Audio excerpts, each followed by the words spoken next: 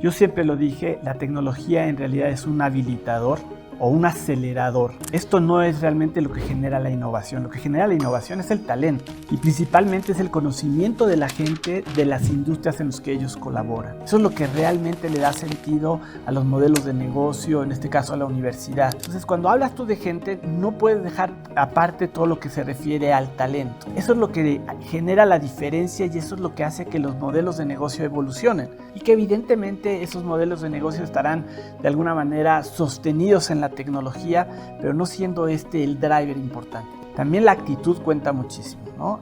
Muchas veces la actitud puede hacer de una persona que aprenda. Y hoy que estamos en un momento bien importante coyuntural, del cual todo el mundo habla, que es el tema del uso de la inteligencia artificial, es un elemento bien claro, porque esa gente que tiene la actitud normalmente tiene la curiosidad y tiene menos ego. Entonces, ¿qué es lo que pasa? Que están dispuestos a aprender. Y hoy es lo que la gente necesita aprender. Hay mucha gente, hay muchos directores generales que en realidad hablan de la inteligencia artificial como un tema de moda. Pero si tú le rascas un poquito, no han profundizado. Y muchas veces la razón de no profundizar es un miedo al no saber.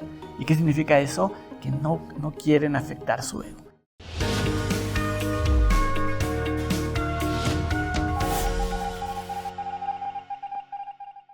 ¿Qué tal? ¿Cómo están? Bienvenidos. Hoy tenemos un podcast muy especial. Vamos a hablar del tema de talento, inteligencia artificial, objetivos de negocio.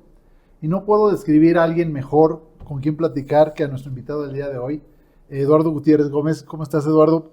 Permíteme compartir un poco de su trayectoria, que para mí es de verdad, realmente me quedo sin palabras. Voy a leerlo tal cual. Eduardo Gutiérrez Gómez estuvo 28 años en IBM de México, llegó a ser presidente y director general, ¿no? En IBM de México. Tuvo diferentes roles como directores de división de software en México, el Caribe, director comercial, gerente de IBM Chile, vicepresidente de ventas. Hoy es partner de IT and board member de Practice en Delta Top Talent, director general de Think Tanks. También participa en diferentes foros en el tema de consejo de la Cruz Roja. En fin, tiene muchos roles hoy activos. También es consultor, está como un coach ejecutivo. Está como inversionista también, ¿no? En diferentes startups.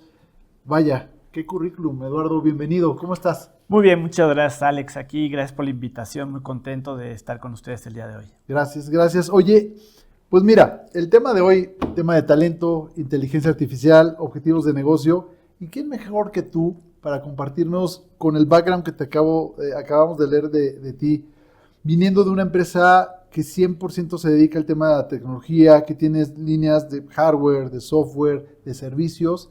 ¿Cómo identificaste que a pesar de que el tema de la tecnología era trascendental en la transformación de los negocios, era más importante el tema del talento humano? ¿Nos puedes compartir un poco de esto? Sin duda, y mira, yo creo que es un tema bien importante porque yo siempre lo dije, la tecnología en realidad es un habilitador o un acelerador. Esto no es realmente lo que genera la innovación. Lo que genera la innovación es el talento y principalmente es el conocimiento de la gente de las industrias en las que ellos colaboran. Así que en realidad hay que pensar en la tecnología únicamente como esa parte que necesitas tú, pero sin gente no va a suceder nada. Fíjate que yo siempre he dicho y lo sigo diciendo, las empresas no existen. No existe IBM, no existe la VM, lo que existe es la gente. Eso es lo que realmente le da sentido a los modelos de negocio, en este caso a la universidad. Entonces, cuando hablas tú de gente, no puedes dejar aparte todo lo que se refiere al talento. Entonces, eso es lo que genera la diferencia y eso es lo que hace que los modelos de negocio evolucionen. Y que evidentemente esos modelos de negocio estarán de alguna manera sostenidos en la tecnología, pero no siendo el driver importante. Es la gente, el talento, las aptitudes que tiene y de alguna forma cómo contribuyen a ese modelo de negocio que se les ha encomendado. Bien, oye, y estoy seguro que esos 28 años de trayectoria en IBM te dejaron mucho. Ustedes cuidaban mucho el tema de desarrollo de talento, ¿no? En IBM se cuidaba mucho eso, inclusive cómo formaban a los gerentes, etcétera. con toda esa experiencia adquirida y hoy como board member, como asesor, como consultor, como director general activo, ¿qué es lo que ves? O sea, ¿qué puedes ligar de esta parte, de este gran corporativo que era IBM con la realidad que hoy compartes con diferentes roles que juegas en el día a día? O sea, ¿cómo es tu aportación con base a esto que aprendiste y lo que ves hoy con la inteligencia artificial y dónde ves las oportunidades de desarrollo con la gente que interaccionas todos los días?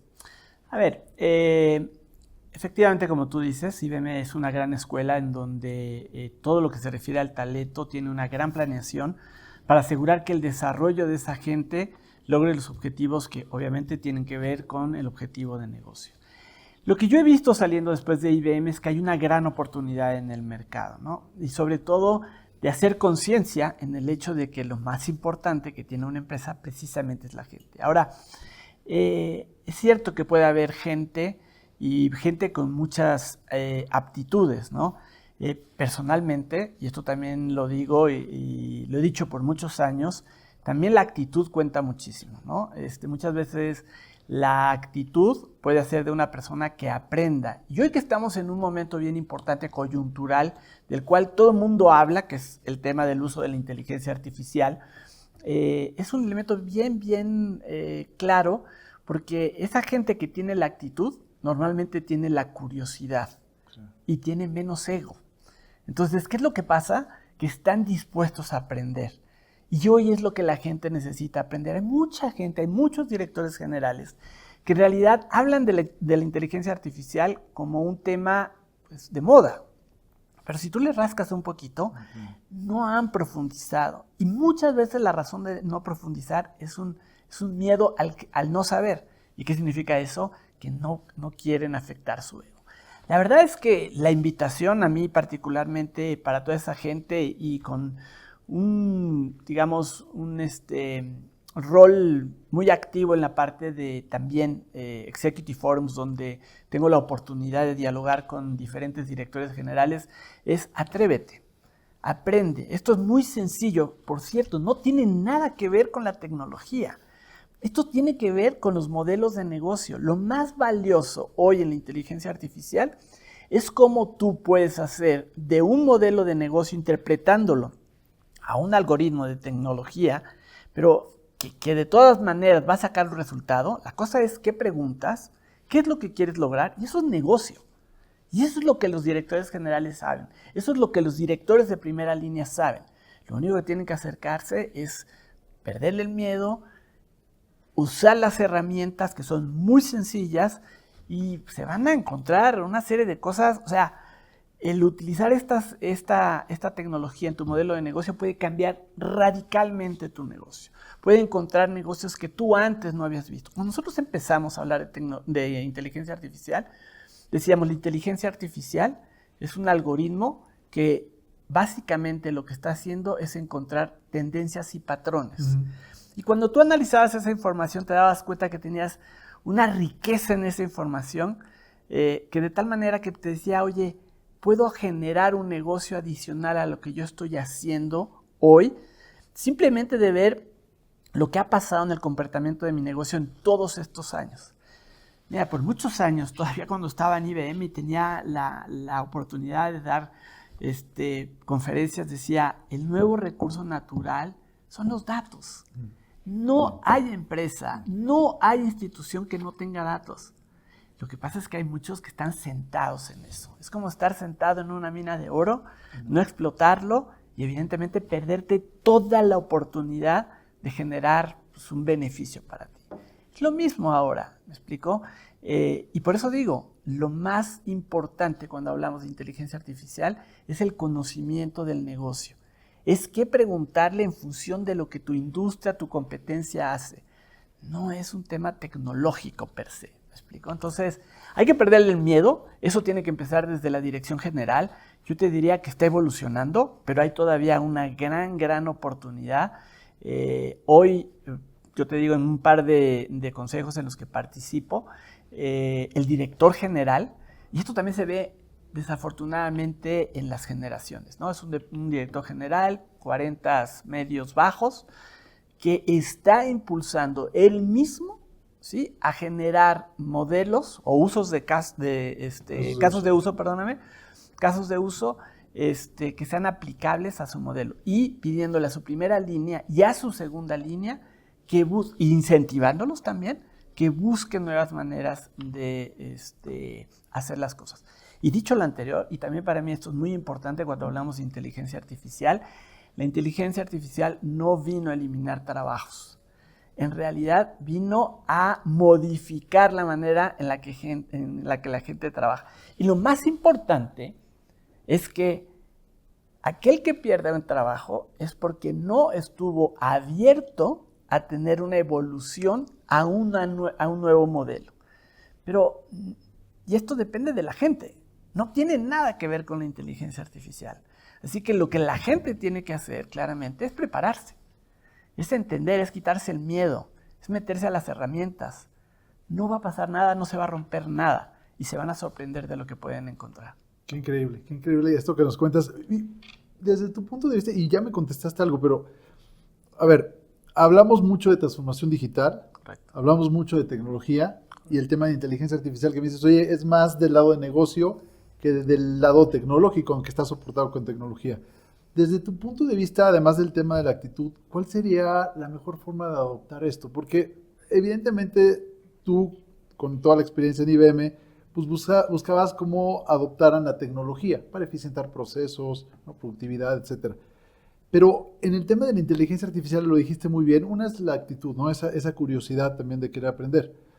Pero ¿cómo la información que tú le solicitas a la inteligencia artificial, si no tienes un tema de pensamiento crítico, que le puedas dar un contexto, que le puedas dar un objetivo preciso, que está alineado a tu nivel de conocimiento, pues puede ser pues muy básico si no lo alimentas bien? ¿Cuál sería tu punto de vista alrededor de esto, Eduardo? Bueno, la verdad es que la gente que debería de buscar casos de uso es gente que realmente es experta en la industria, en su industria y evidentemente en su negocio. ¿Me explico?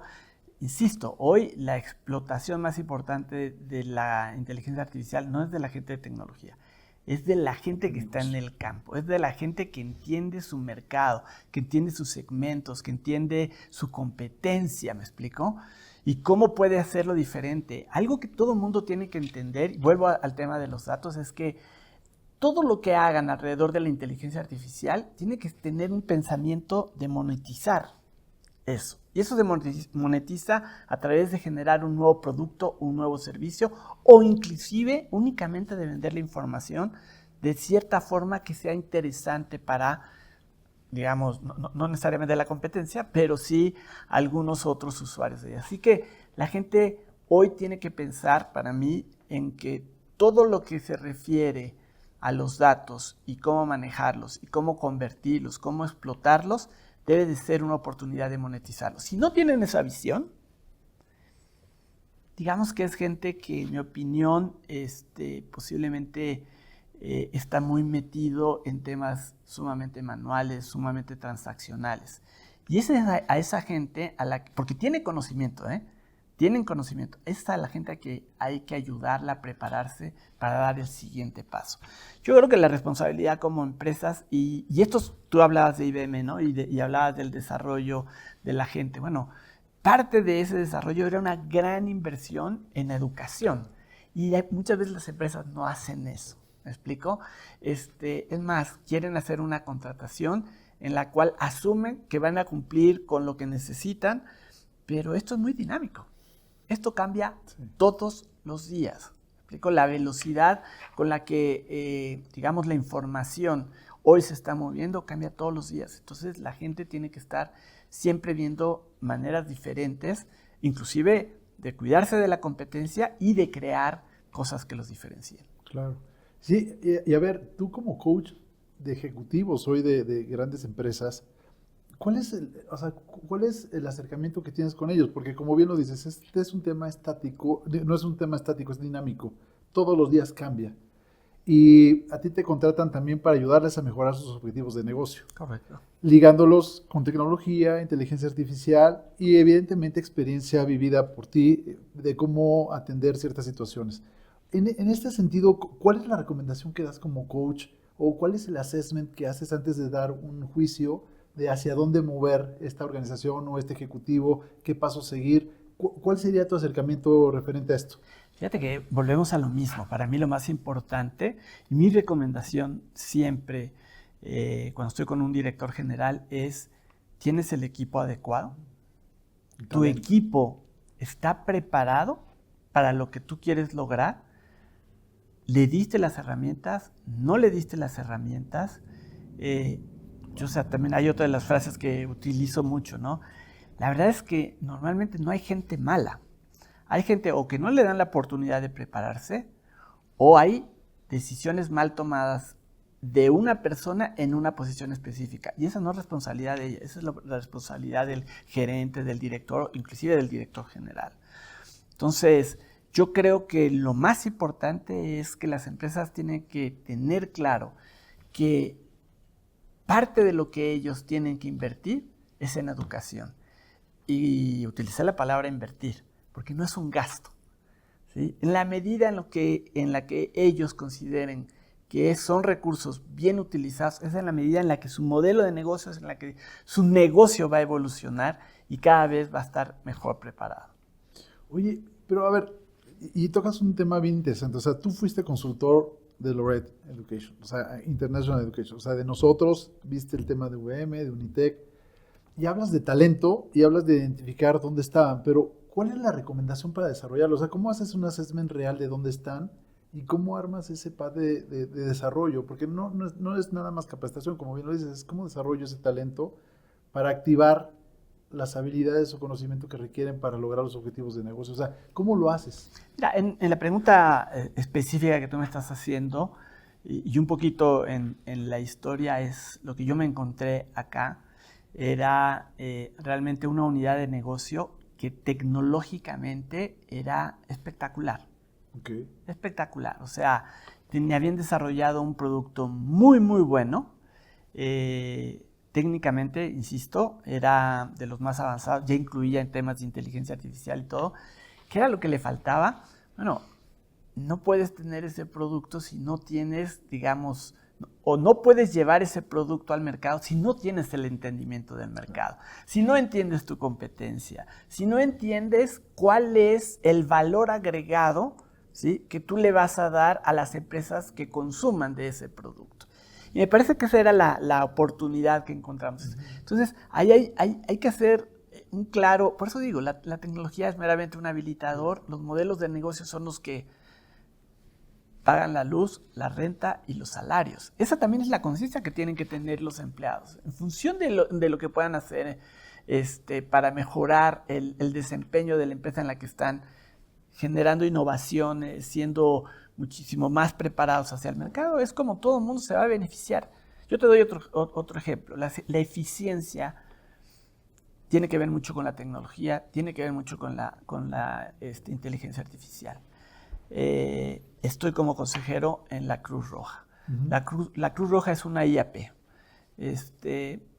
Hay una gran oportunidad ahí de hacerle cosas por los empleados.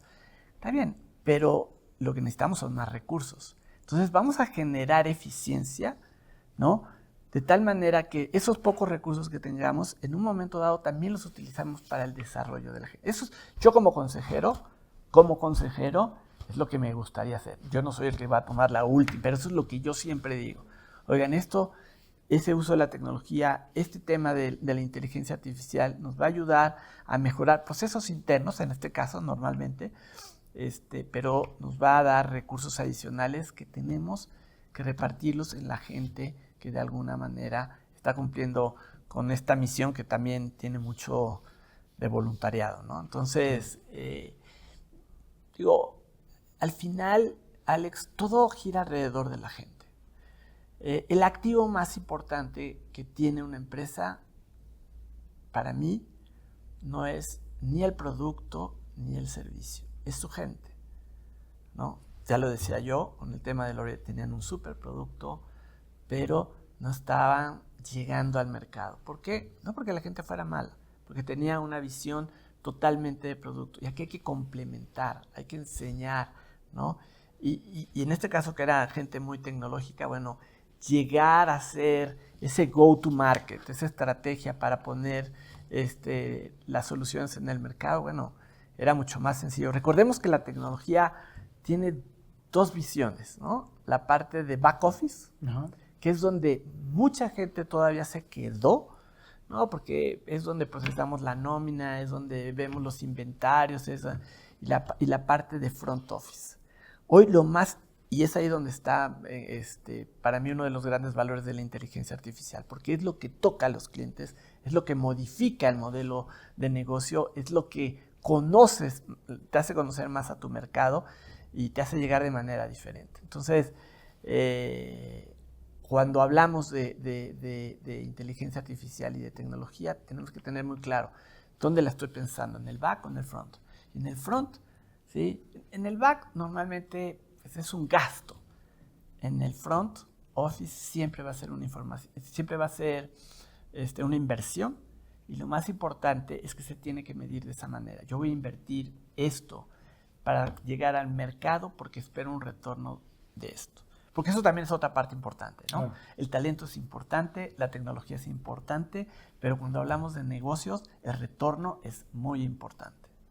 De acuerdo. Ahora, yendo a un punto de vista todavía más global, y quisiera agarrar dos grandes vertientes, ¿no? Una es México a nivel la gente. ¿Cómo ves que esto va a evolucionar a nivel de escuelas básicas, secundarias, bachillerato, etcétera, universidades? Todo el tema de desarrollo con inteligencia artificial. Y por el otro lado, en el tema empresarial. O sea, ¿cuál es la brecha digital que ves en México comparado con otros países de lo que está pasando? Entonces, una es más hacia la gente, o sea, nosotros, y la otra más a las empresas. ¿Cómo ves México en esta brecha digital? Yo te diría que una tercera, que es, digamos, y la parte, el pilar que sostiene todo esto, que es precisamente la educación. Sí. ¿Me explico? Yo creo que la educación tiene,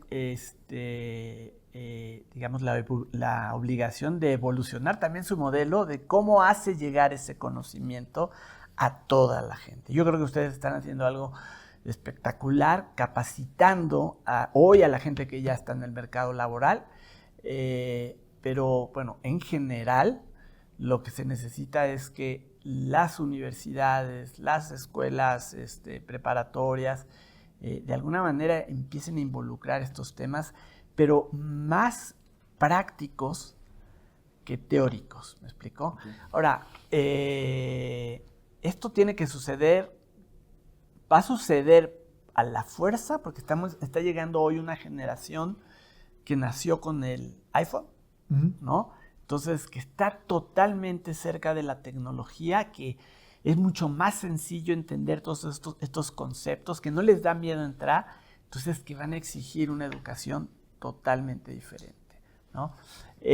La gente tiene que tener en los diferentes niveles, evidentemente, la curiosidad de acercarse a todo esto y de aprender. Yo creo que hoy es muchísimo más accesible de lo que fue hace algún tiempo. ¿Sí? Porque tú lo puedes consumir de manera remota, ¿no? Y aprender muy rápido. Entonces, eso también tiene que ser un poco de la parte que, digamos, la gente, y yo creo que hay mucha gente haciéndola.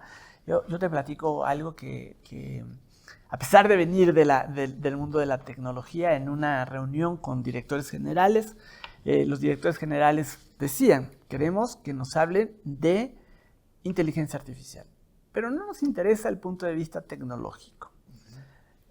Te hago la historia larga, corta. Llegó un jovencito, tendría 25 años, se presentó con su nombre y lo segundo que dijo es, yo no soy tecnólogo, soy administrador.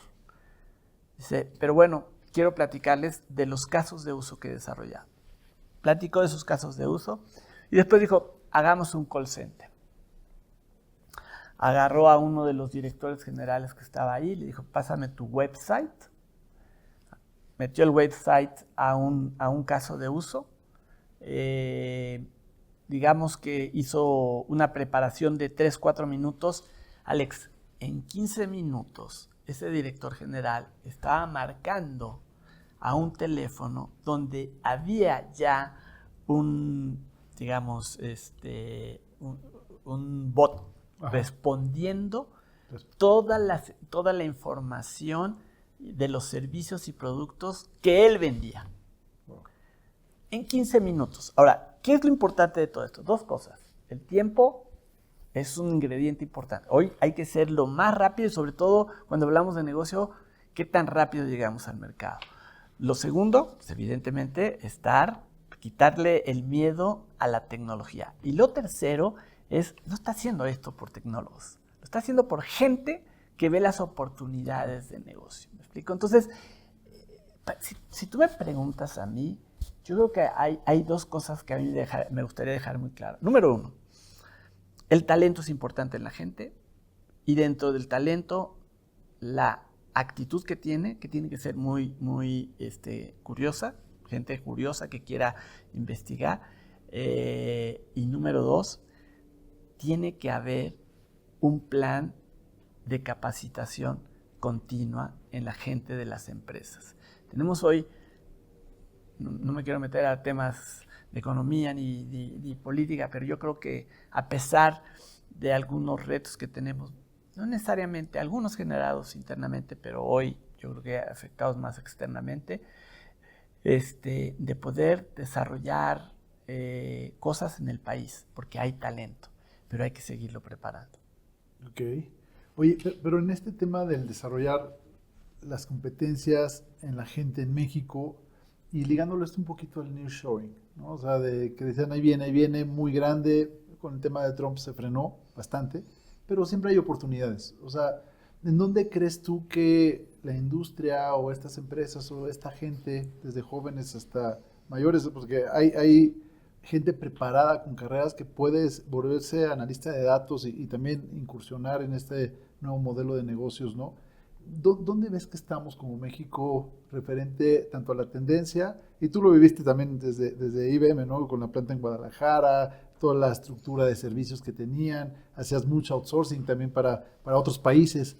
O sea, ¿cómo eso lo bajas a un nivel país de acuerdo a la oportunidad que estaba ocurriendo a nivel global? Porque suenan muchos unicornios, no necesariamente en México, pero ¿qué nos falta ahí como para poder detonar esto y también ser este gran jugador en el nearshoring, si es que cambia algo de las políticas, pero también podríamos ser inshoring, ¿no? Dentro de México, ¿cómo nos volvemos este líder, ¿no?, de opinión en todo el tema de inteligencia artificial, negocio, tecnología?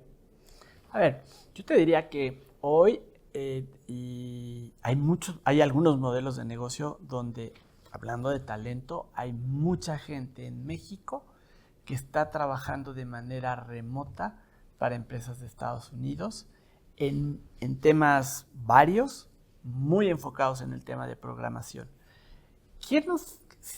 Siguiendo tu pregunta, lo que yo creo que faltaría es realmente tratar de generar esas células de manera más formal y no tener individuos repartidos por toda la República y crear esos clústeres posiblemente, ¿no? Se me ocurre, en donde digamos que la sinergia de todo el talento nos pudiese hacer ser relevantes, ¿no?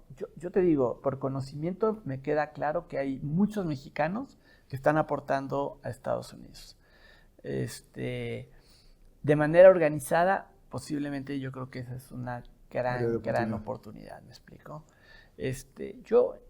Las generaciones nuevas que yo veo y que tengo la oportunidad de charlar con ellos, de convivir, te diría que en general están siendo muy abiertos a la adopción de todo este tema de la inteligencia artificial. Y muchos lo empiezan por cosas de curiosidad. Oye, quiero hacer un itinerario de viaje y después ver el potencial de lo que le sale y después empieza a hacer una serie de cosas pues más allá, y ahí es donde empiezan a crecer o a crearse esos nuevos modelos de negocio. Ahora, tu pregunta venía atado a un tema que también a mí me inquieta, ¿no? Porque oímos de pocas startups mexicanas, ¿no?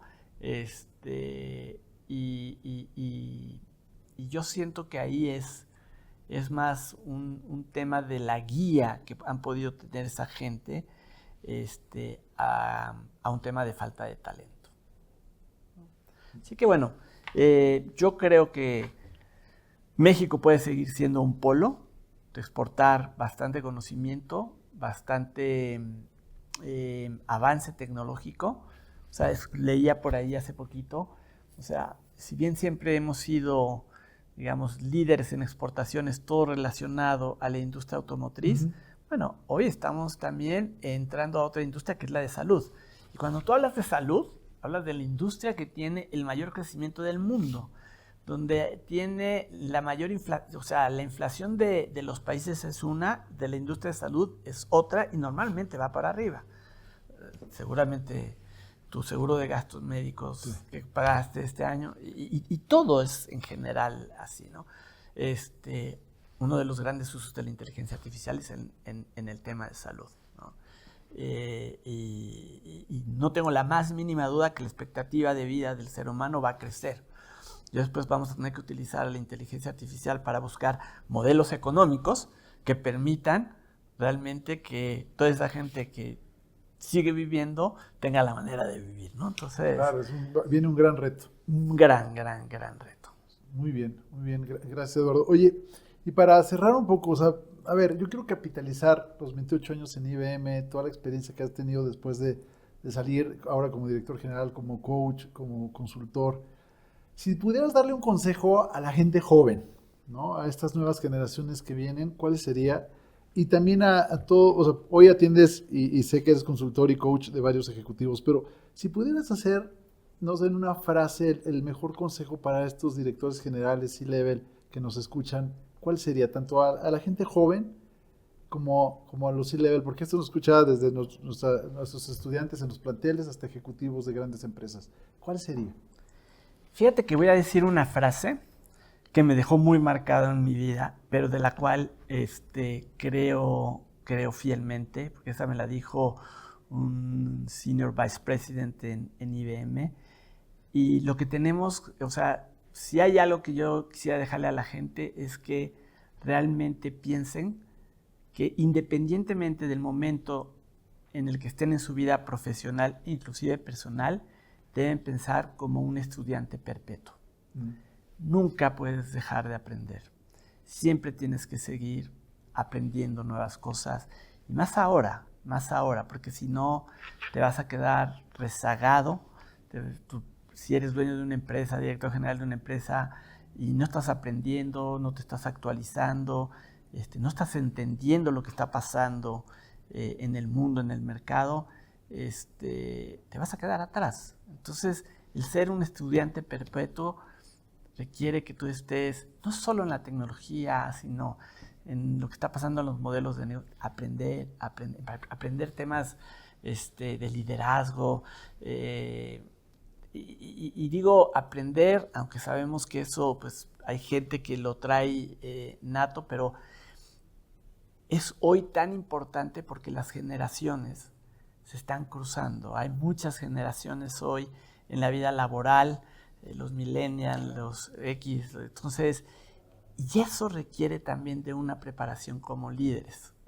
Y hay que recordar que un líder es aquel que inspira, y no necesariamente un director, no necesariamente es igual a un director que simplemente da instrucciones. Entonces, estudiar todo el tiempo. Me encanta, gracias. Y de verdad que yo creo que eso es lo capitaliza, puede exponenciarlo en todos los niveles. Eduardo, gracias por haber estado aquí, de verdad disfrutamos mucho la charla contigo. Encantado. Vamos a estar publicando este podcast, espero que también lo compartas con todos tus amigos. Gracias por haber estado acá y un placer recibirte. Espero estés aquí en nuestro podcast número 100. Claro que sí, encantado de la vida. Gracias. Gracias, Alex. Hasta luego, gracias a todos.